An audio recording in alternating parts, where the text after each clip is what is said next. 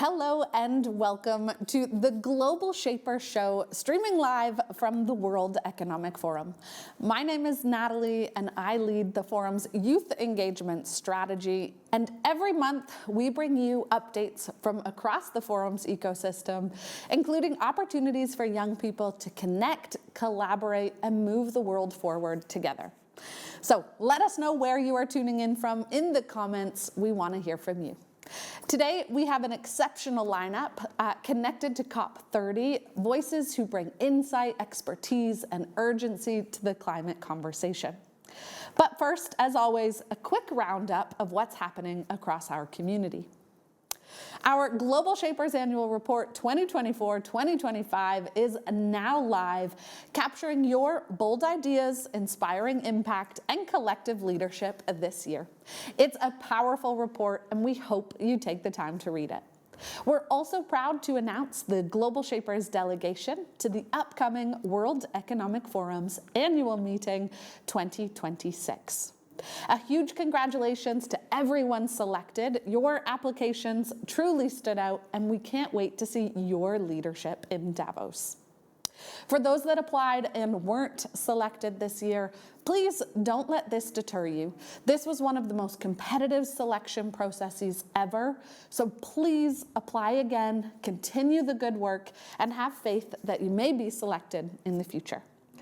Looking ahead to December, we are opening two key processes, the annual Hub election cycle and nominations for the 2026 Innovation Prize. So join our election session on the 10th of December to clarify any questions about organizing or participating in elections.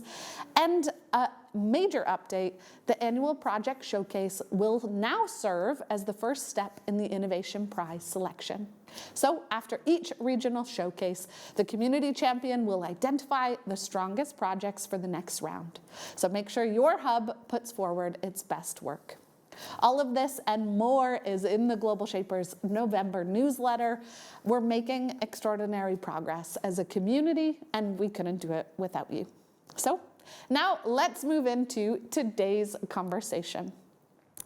Today, I'm joined by two extraordinary guests in studio and two global shapers online who help shape conversations and outcomes at COP30. And we're so happy to have you with us. First, joining us in the World Economic Forum studio, he's in the Center for Nature and Climate, is Pablo. Pablo shapes the forum's global convenings and conversations on climate and nature. So we're happy to have you with us. Thank you for having me. And second, I'm also joined in the studio by Rita from the World Meteorological Organization's Climate Services team. And you're representing WMO's Youth Action Plan. And your work bridges climate science, diplomacy, and youth participation. So Rita and Pablo, welcome to the studio. It's wonderful to have you here. Maybe, Pablo, we can start with you. We'll jump right in. We have 30 minutes, and I want to get as many insights as I can in our conversation.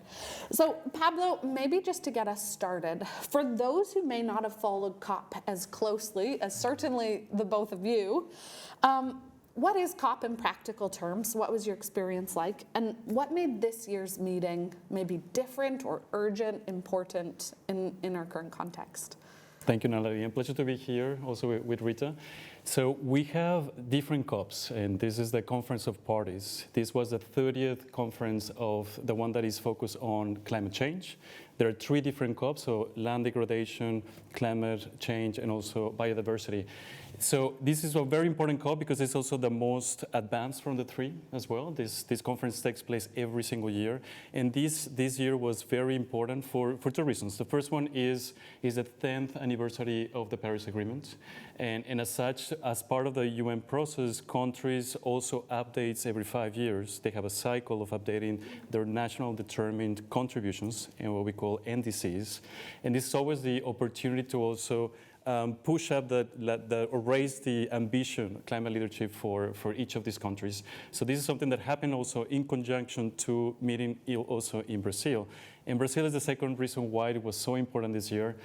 More and more, we're also bridging the agendas of climate change, nature, and resilience. And no better country, I would say, that perhaps Brazil, that is a country that has tropical forests, the Amazons, indigenous population, a lot of nature, a lot of agriculture, a lot of land use. So this was the perfect also, say, host country to bring those agendas forward. So insightful. And Pablo, you're someone at the forum who I learn so much every time I engage with you. And so I want to ask you, so you lead programming for the Forum Center for Nature and Climate. And so on behalf of the center, for you, for us as an institution or for you personally, what were your strategic goals heading into COP? And where did you feel like you made the most progress? It's a great question.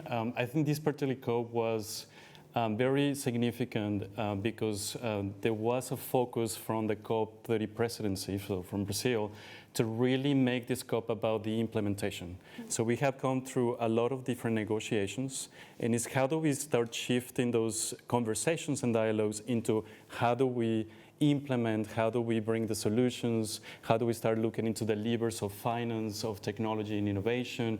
And this was a very particular call because we started to talk about a new framework of the action agenda. Mm-hmm. The action agenda became the conference, so 2 weeks of conference, where all the observers, including the World Economic Forum, is also invited to join the conversations, also adding to the conversations, the dialogues about how do we implement the goals.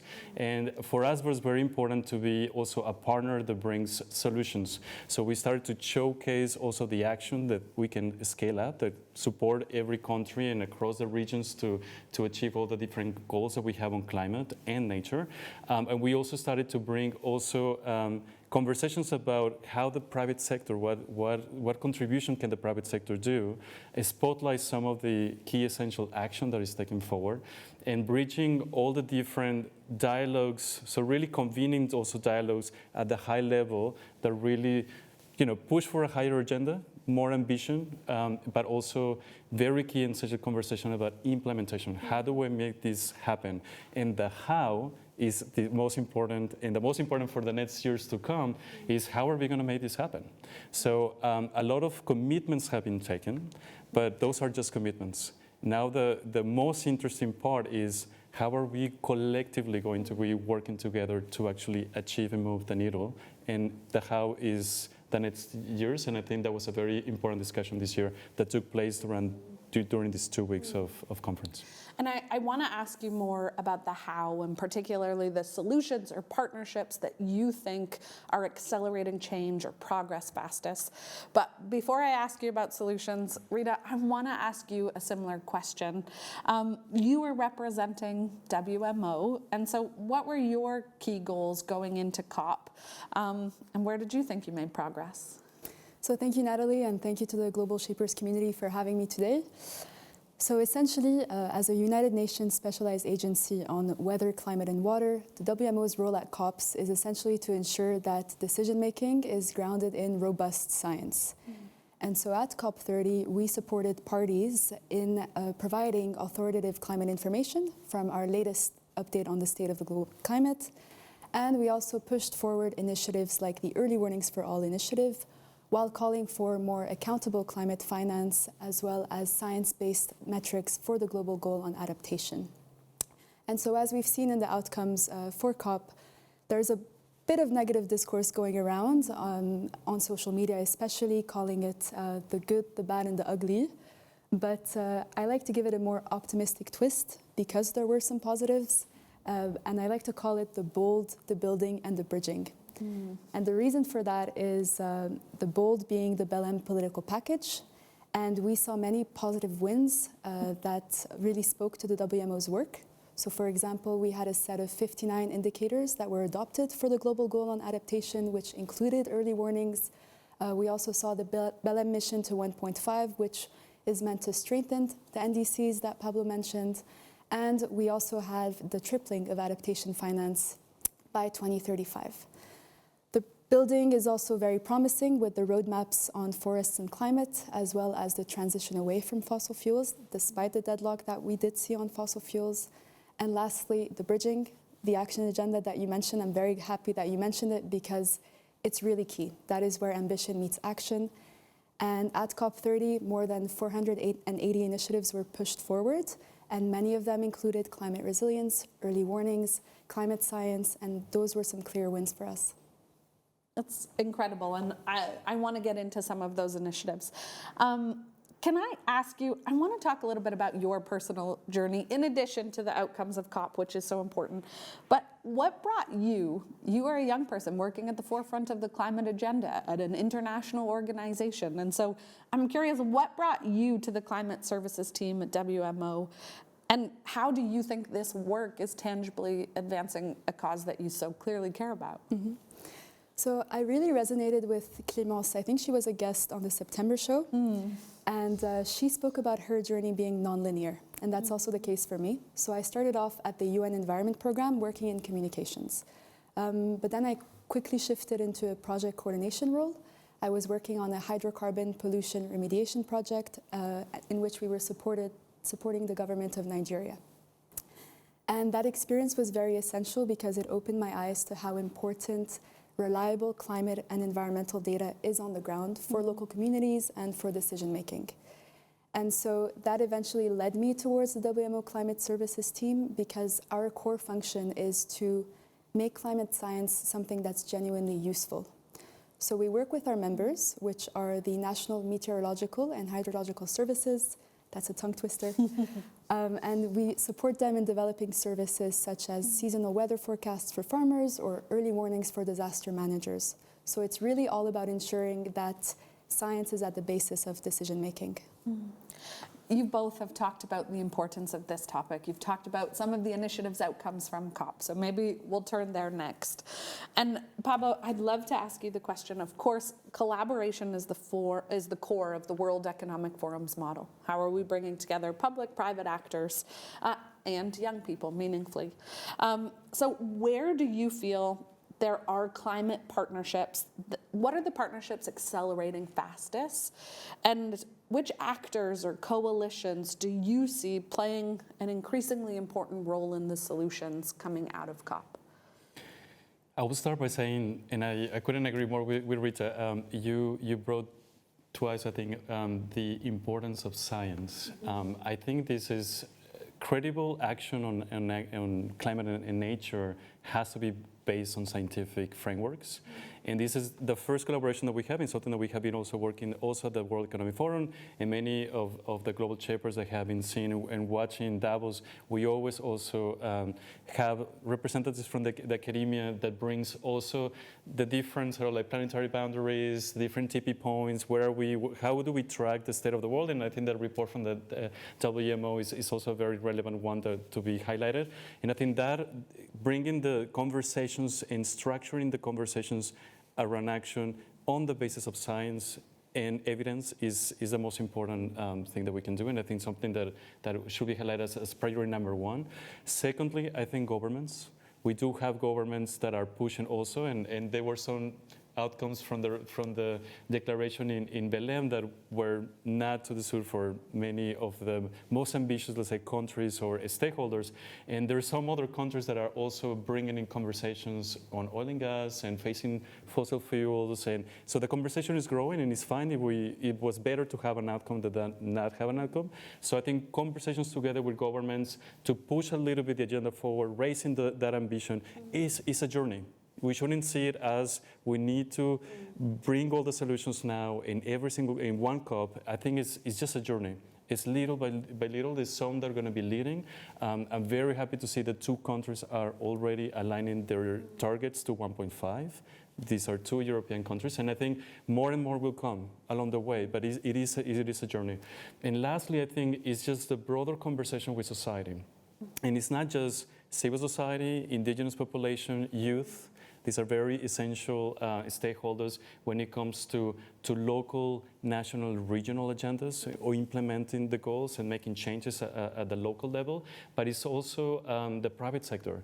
The private sector is becoming also a partner that brings not only the finance, some of the funding that is needed, but it's also the one that is also bringing key technologies and innovations, right? A lot of what happened in Belém was talking, what does it mean when we're looking into this new world with AI? AI is open up a new sphere of possibilities.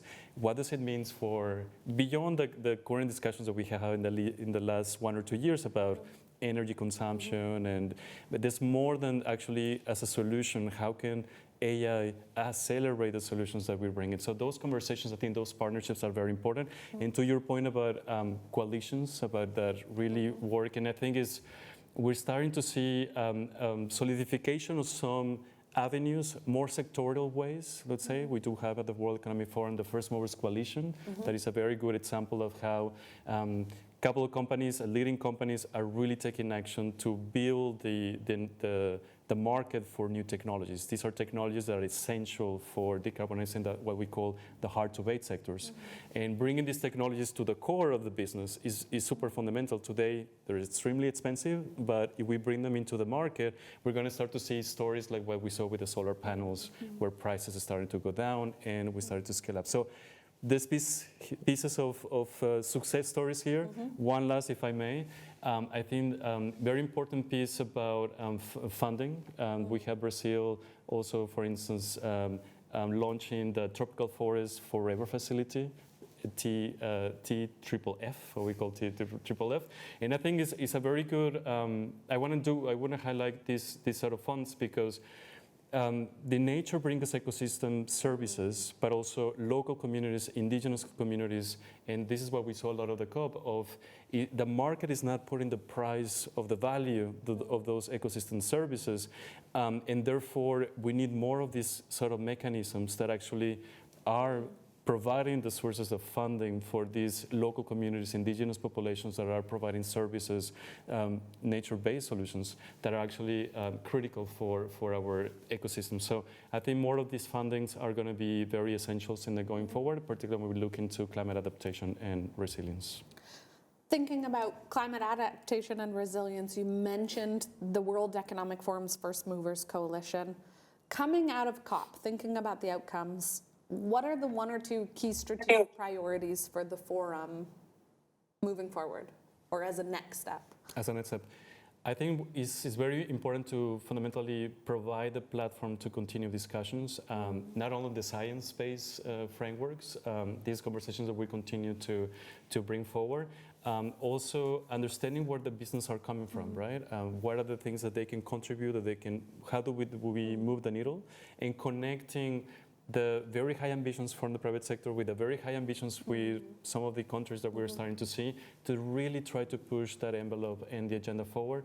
I think the essential conversations about technology, innovation, about finance, these are really critical. So how do we start moving the how that what I was meaning is like, how do we start moving to those different roadmaps for decarbonization, roadmaps for deforestation, outlining already the next steps to take so that we can move forward to collectively, also together, not only just countries, not only the UN system, but also private sector, the youth, indigenous populations, civil society. We all need to move collectively in the same direction. But it's very important that we have still those conversations, dialogue that continues, right? And as you said, some of the discussions of what the shortcomings of the Belém package, there's something that we can also bring for next year, and there's something that also Brazil is bringing forward as we look into COP31 in Turkey. Thank you, Pablo. I want to also let you in on this conversation, Rita. What are the solutions that you're finding inspiring, or some of the outcomes you find inspiring?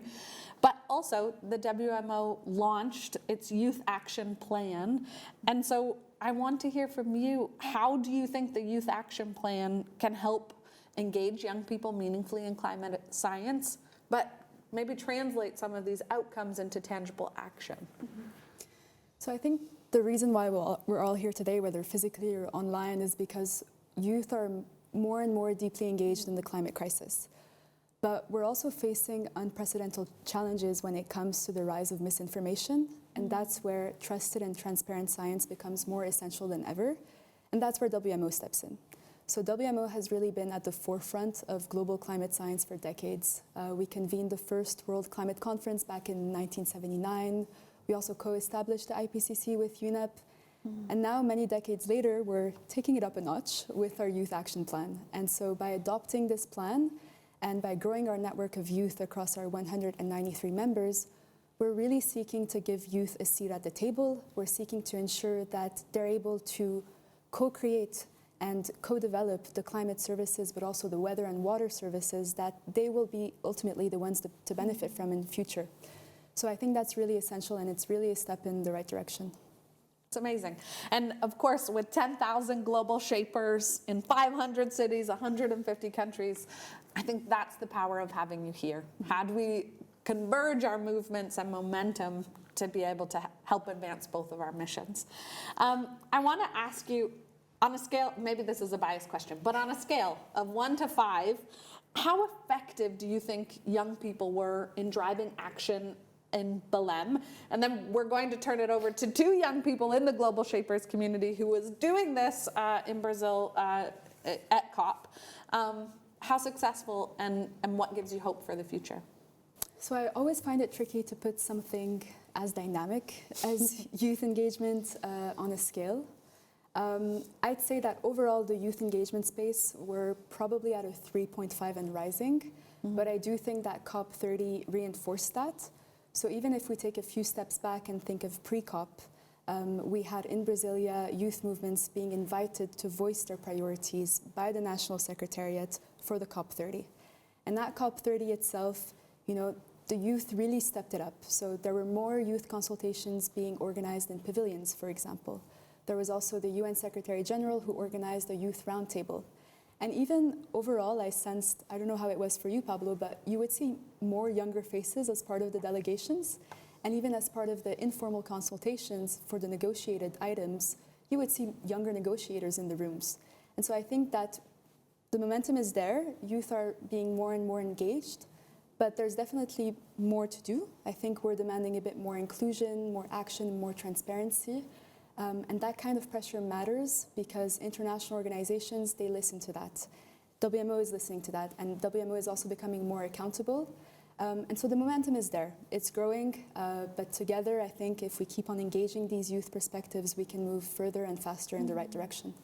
I will add to that and completely agree with all the points that you outlined. I will just add that it was fantastic to see in Brazil indigenous youth from indigenous communities taking the lead and bringing their perspectives about supporting all the different roles that community has, but also the different solutions that their local communities and indigenous populations are actually bringing to negotiations. And I think if anybody went to the green zone, which is the public segment of the conference, it was extremely useful to see a lot of youth, a lot of Brazilians, a lot of the global shapers as well. A few came to say hello as well, and it was wonderful to see that being part of the conversations, listening, learning from different solutions, and using also different channels like social media to actually just bring some positivism to things that are taking place, that are happening, and that we can actually share with our network. Yeah.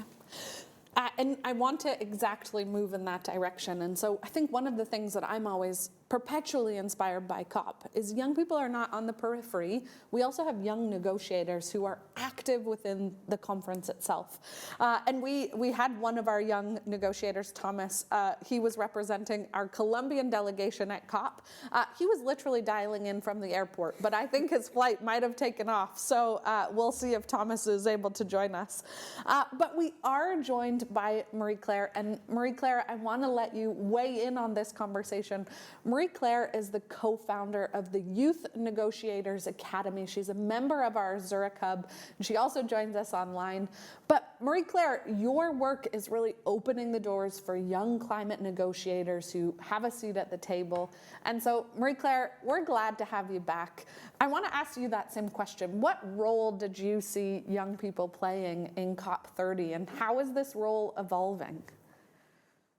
Yeah, wonderful. Thank you so much for re-inviting me today. And as already mentioned by the three of you, young people have really moved into all the different spheres and have been becoming a central piece in the negotiations themselves. And I think that's when I started back in 2017, young people and also the shapers, there was not even a proper chat, not even a proper coordination, because there were so few of us actually there.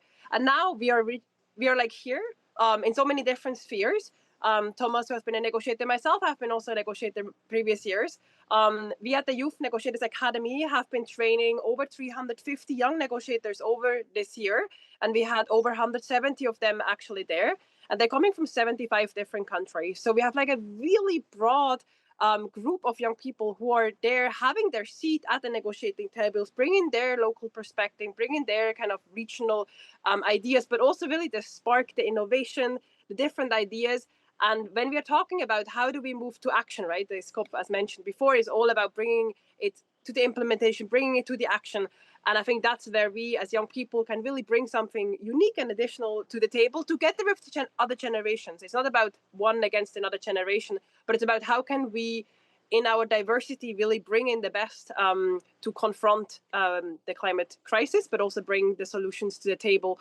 So I think that's really what we have been witnessing this year, what we're seeing as a trend over the years, and it's super, super exciting to see so many shapers from all around the world being at the COP and just doing their magic in all the corners and in all the rooms. To me, it's so inspiring when you describe hundreds of young negotiators at the table.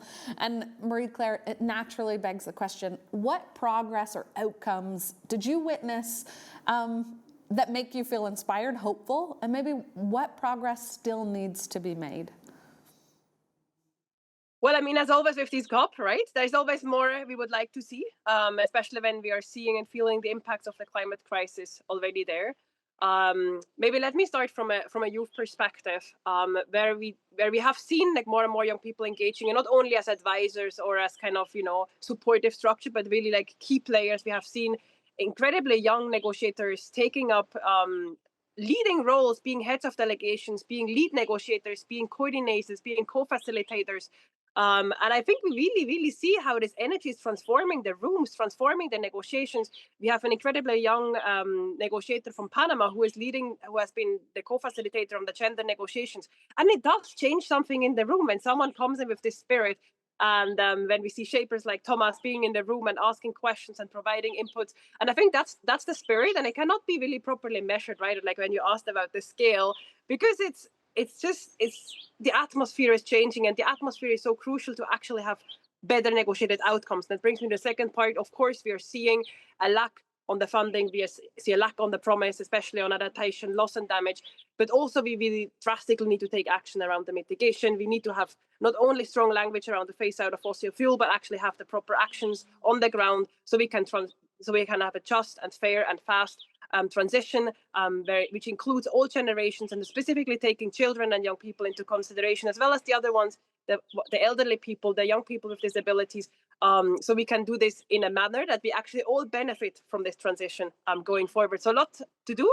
And also just wanted to say, the COP is the supreme decision-making body, but doesn't mean that we stop all the actions and then we wait until we're meeting in Antalya. There is so much we need to do right now as the Shaper community, but also all the actors. So basically, let's come together right now, work so that in Antalya and in the years to come, we're even better prepared. Because next year we have 3 COPs, as mentioned at the beginning. We have the biodiversity, the certification, and also the climate COP. So we can also talk about the synergies and how we are all kind of working together. Thank you, Marie-Claire. And I think this is a first. What a powerful call to action. I think this is a first. We have from live a plane, it looks like. We have Tomas, who's representing the Bogota hub. He was one of the youngest negotiators representing the Colombian delegation.